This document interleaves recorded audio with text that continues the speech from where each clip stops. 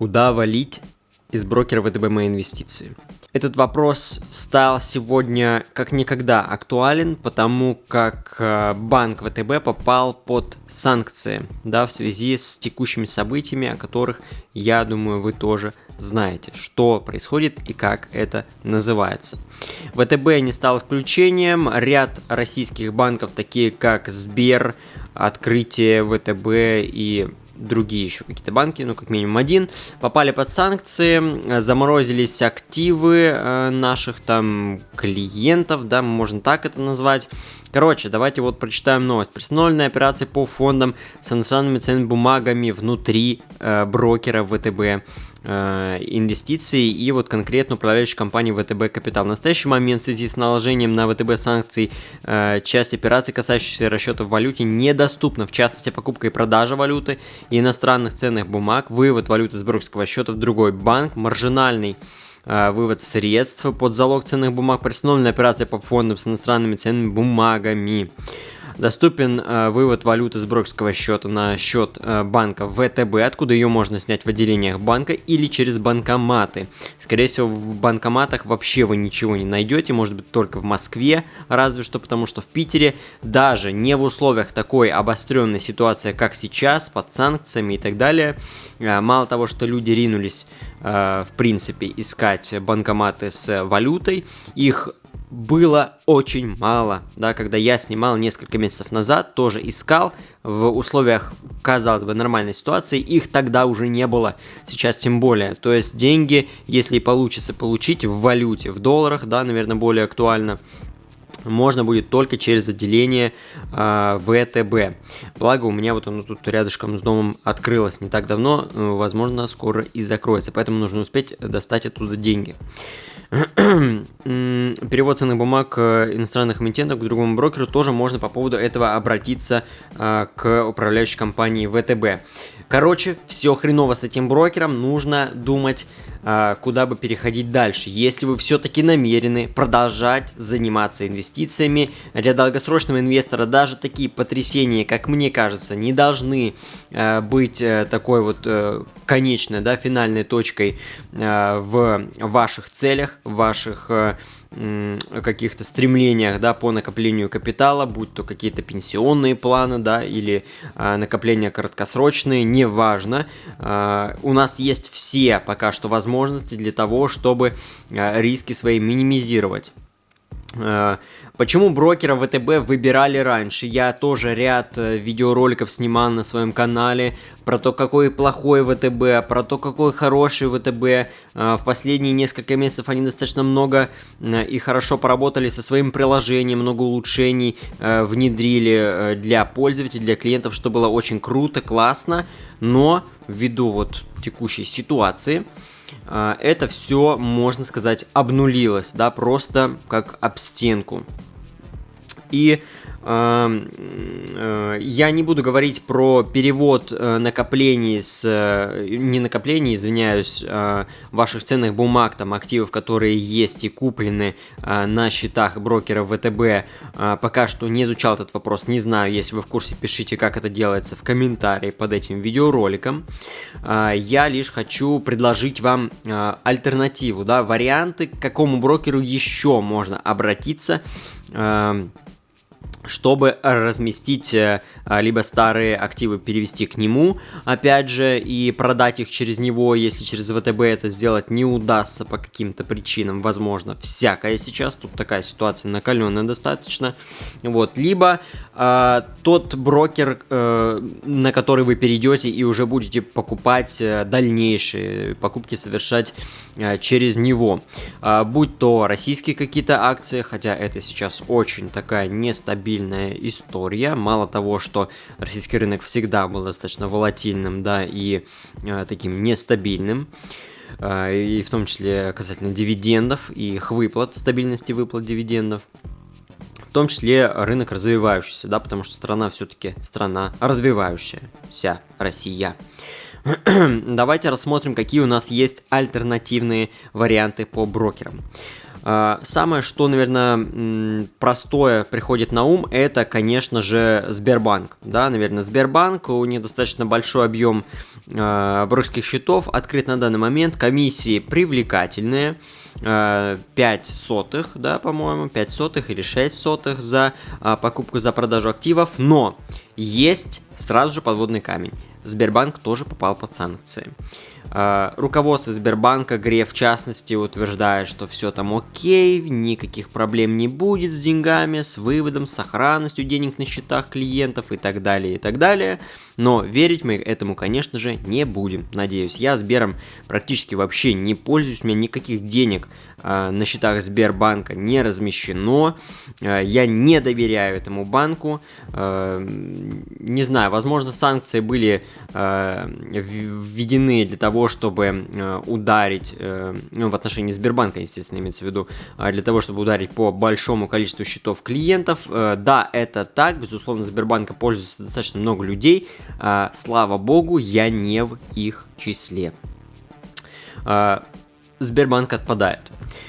Следующий брокер у нас есть Альфа-банк, Альфа-капитал, Альфа-директ, как он только не назывался, сейчас, наверное, Альфа-инвестиции, уж не знаю, видите, у них тут два приложения, одно для управления капиталом вашим, то есть вы типа доверяете свои деньги и так далее, а второе для самостоятельной торговли, не знаю, что вам ближе, что вам лучше, в текущей ситуации, наверное, особенно разницы нет, но... Если вы доверяете свои деньги тем людям, кто привык с ними орудовать, покупать, там, торговать и так далее, наверное, это будет более такой спокойный сценарий. А с другой стороны, за это нужно платить, а сейчас у нас обстановка настолько накаляется, да, что мы фактически обеднели, да, на какое-то количество денег. Цены сейчас начнут расти. Буквально завтрашнего дня посмотрите, что будет происходить. Докладывайте тоже в комментарии к этому ролику. Альфа-банк, не сказал бы, что хороший вариант. У него комиссия 0,3, короче, так же как у Тинькова, про который мы тоже сейчас поговорим. Вариант не самый лучший, да, на него вроде как санкции сейчас не накладываются, пока что. Будет ли что-то введено в отношении этого банка конкретно, не знаю. Есть ли на счетах этого банка деньги каких-то наших там известных, да, вот в определенных кругах людей, в отношении которых как раз-таки и направляются санкции такого рода. Не знаю, но утверждать не могу, пишите в комменты свои догадки, предположения. Следующее, что у нас есть, это, конечно же, Тинькофф банк, Тинькофф инвестиции, самый популярный брокер в России на данный момент. Банк избежал санкций, что позитивно, конечно, может отразиться, да, на том, что люди перейдут и клиенты банка, и клиенты брокера, в том числе перейдут на Тинькофф, потому что массированно достаточно у них рекламная политика, рекламная кампания в интернете. Если мы говорим про инвестиции, то тут сразу же Тинькофф инвестиции, тут как тут, рядышком. Я могу рекомендовать вам действительно брокерский счет в Тинькофф инвестициях. Брокерский счет, по ссылочкам в описании к этому ролику вы можете открыть выгодно брокерский счет в Тинькофф инвестиции, можно получить акцию до 20 тысяч рублей в подарок, либо один месяц торгов без комиссии. Плюс там дополнительно какие-то фишечки, самые актуальные, они будут по ссылочкам опять же в описании. Также интересным является переход на не только брокер Тинькофф инвестиции, но и в банк Тинькофф, потому что он, не попал под санкции, извиняюсь, достаточно независимый такой, да, с точки зрения капиталов, и вроде как там нет денег каких-то там олигархов, там, да, наверное, не могу утверждать, но есть такое вот какое-то отношение, да, более доверительное, так скажем. Может быть, лет 5 назад к Тинькову относились как-то очень со скептицизмом, сейчас все поменялось просто кардинальным образом, как мне видится, да, вы можете уж как там хотите утверждать. Поэтому, что на открытие дебетовой карты Тинькофф, сейчас она открывается с обслуживанием бесплатным навсегда. Сроки я не знаю, кстати, можно почитать в дополнительных условиях на страничке оформления карты, но пока это доступно, можно оформить карту с бесплатным обслуживанием на всю жизнь, на весь срок ее действия. Пожалуйста, оформляйте и карту Тинькофф, оформляйте брокерский счет в Тинькофф Инвестиции, все ссылки найдете в описании. Вот. Комиссии у Тинькова не маленькие, это можно оправдать только высоким уровнем сервиса, высоким уровнем обслуживания, высоким уровнем поддержки своих клиентов. Клиент в Тинькофф – это центр всей вселенной, и все делается ради клиента. Все там программы лояльности, все вокруг клиента завязано, и это правильно, так и должно быть.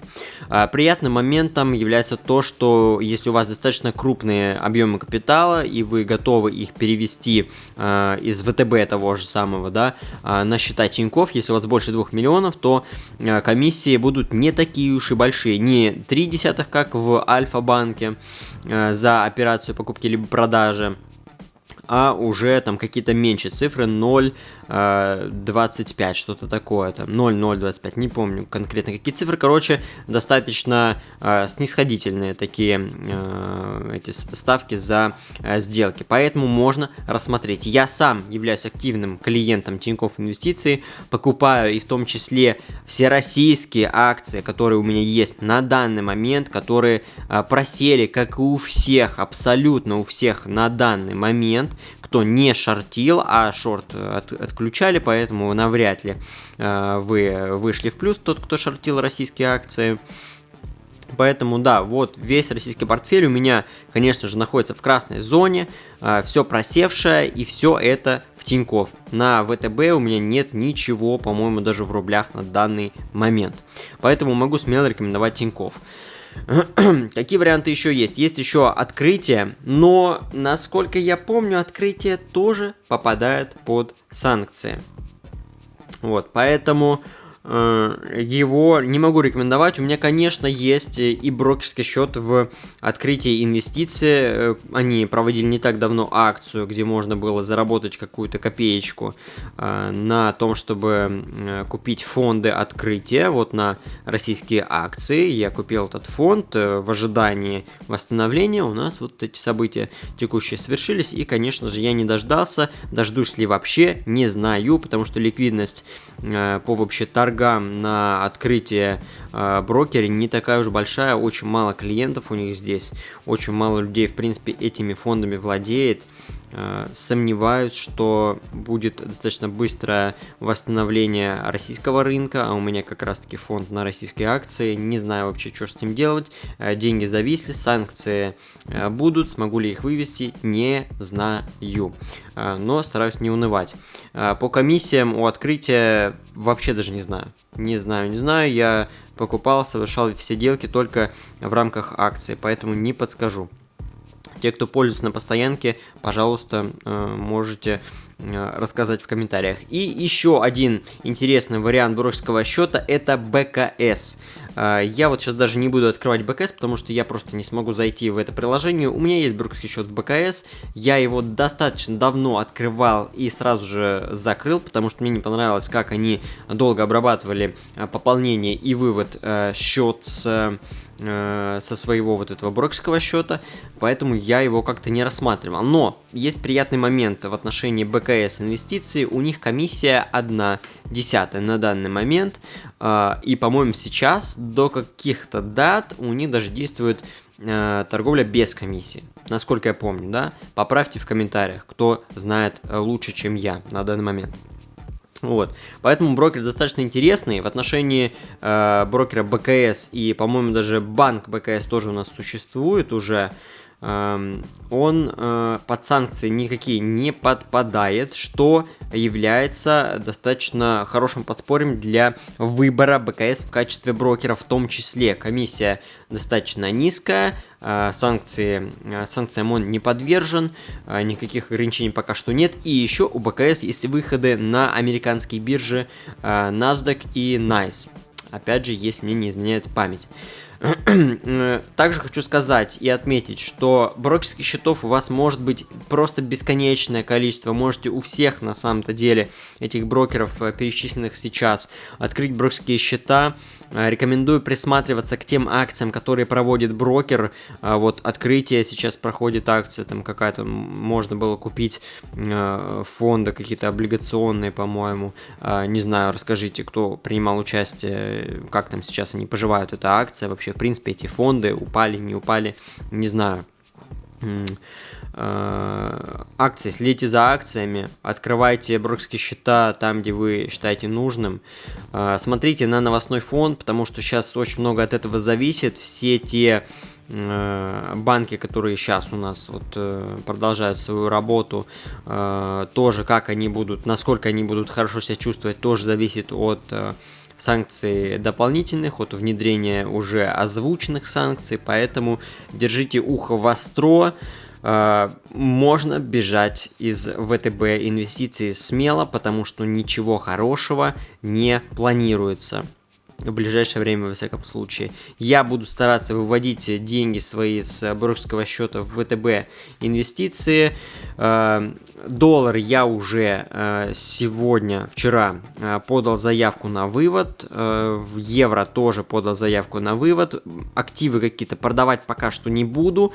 Если и буду что-то делать, если прям прижмет, будем следить опять же за новостями, смотреть, насколько все плохо.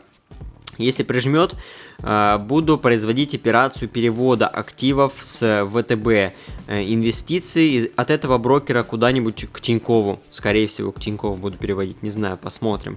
Сколько это стоит, как эта операция происходит, как это все будет происходить в текущих реалиях.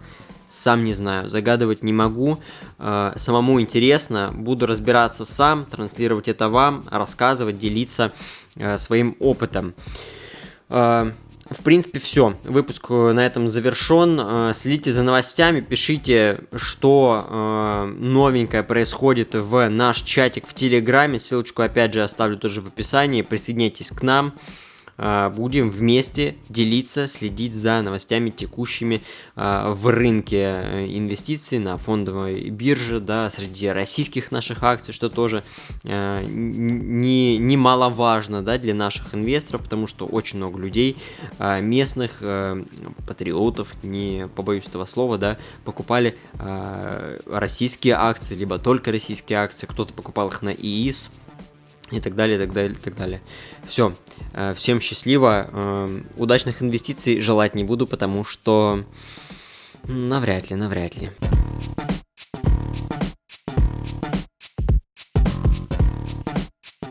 Вот так вот ВТБ инвестиции, что ж ты нас всех подвел?